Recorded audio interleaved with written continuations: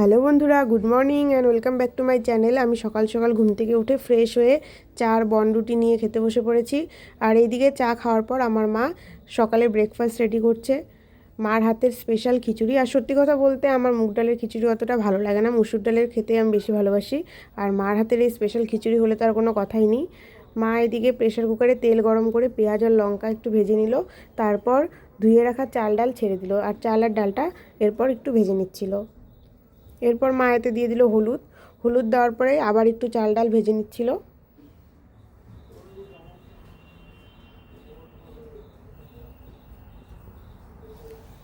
এরপর মা লবণ দিয়ে পরিমাণ মতো জল দিয়ে প্রেসার কুকারের ঢাকনাটা আটকে দিল।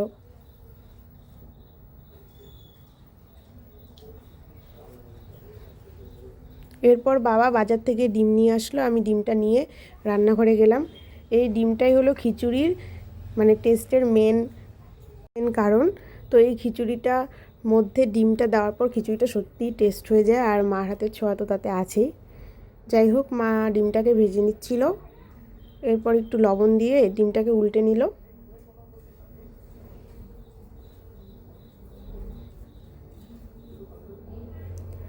আমি একটু মাকে হেল্প করছিলাম, মা হলুদ দিয়ে দিল।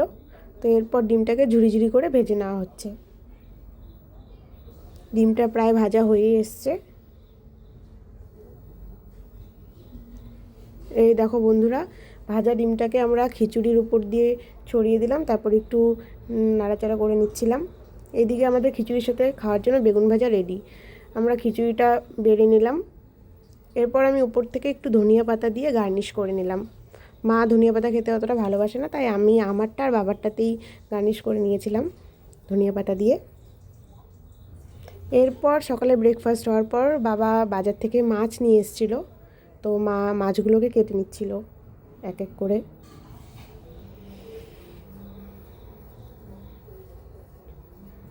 তো বন্ধুরা, কে কে ছোটো মাছ খেতে ভালোবাসো অবশ্যই কমেন্ট করো।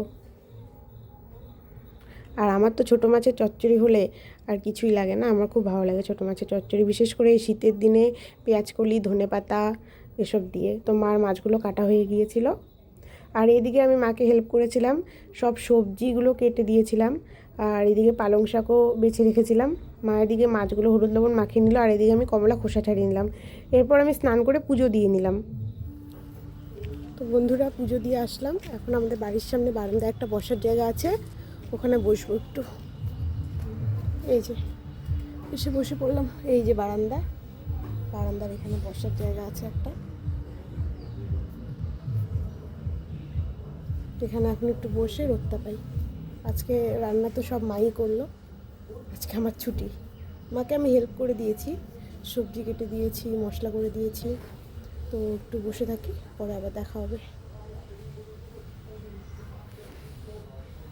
এই জায়গাটাতে না শীতের দিনেও যেরকম আরাম, গরমের দিনেও আরাম। শীতের দিনে রোদ আসে, আর গরমের দিনে এদিকে কয়েকটা গাছপালা আছে, দেখো সুপারি গাছ, তারপর হলো নারকেল গাছ।